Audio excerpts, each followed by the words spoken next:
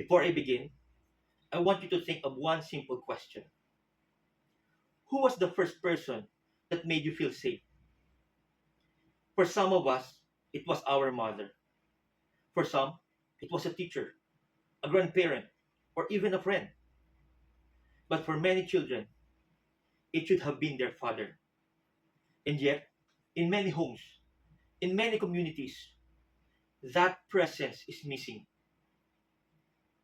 Some fathers are physically absent. Some are emotionally distant. Some are trying, but they don't know how. And some are doing their best, but they feel alone, unprepared, unsupported.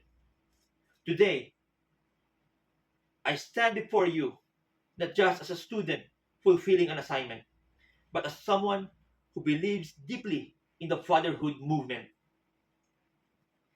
Why do we need this advocacy? Because research, year after year, proves something powerful. Fathers matters. Fathers shape lives.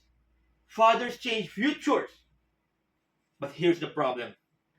Many fathers feel left out. This was emphasized in 2023 by Moara and Felipe, who asked a painful question. Where is the father? Many children long for the love and guidance of a father. Some children are abused or bullied because they have no father to protect them. Sometimes they end up in the wrong crowd and under bad influences because they lack proper guidance from a father. Others are already orphaned, having lost their father at an early age. Many lose their way because the father who should have protected, loved, and guided them is no longer there, and sometimes it is their own father who hurts and abuses his own children, which is so heartbreaking. So, what does all of this tell us? It tells us that children need fathers, fathers need support, and our community needs a movement that brings both together. So, how do we become part of the solution? Let me speak from the bottom of my heart about this fatherhood movement that I am advocating. Let us strengthen father child relationships. Let us promote responsible fatherhood in the community. Let us support single parents and fatherless children, because every child deserves emotional support. Let us strengthen education and awareness. Change does not begin in school, it does not begin at work or social media posts. It starts at home. If you are a father, take the step to reconnect. If you are a son or daughter, reach out with love.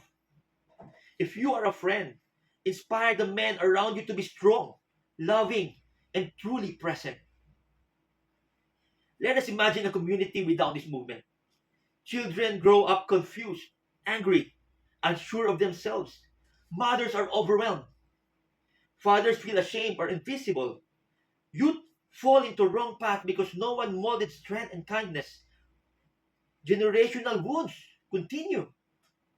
While in a community with empowered fathers, children walk into school confident and loved. Health improves. Mental well-being improves. Families become stronger. Mothers feel supported. The community feels safer. And fathers finally feel that they matter. Which future do we want? Which future do we deserve? Which future do our children deserve?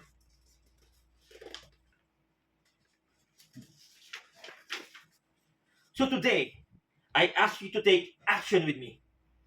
You do not need a title. You don't need a position. You don't need to be a perfect father or perfect person.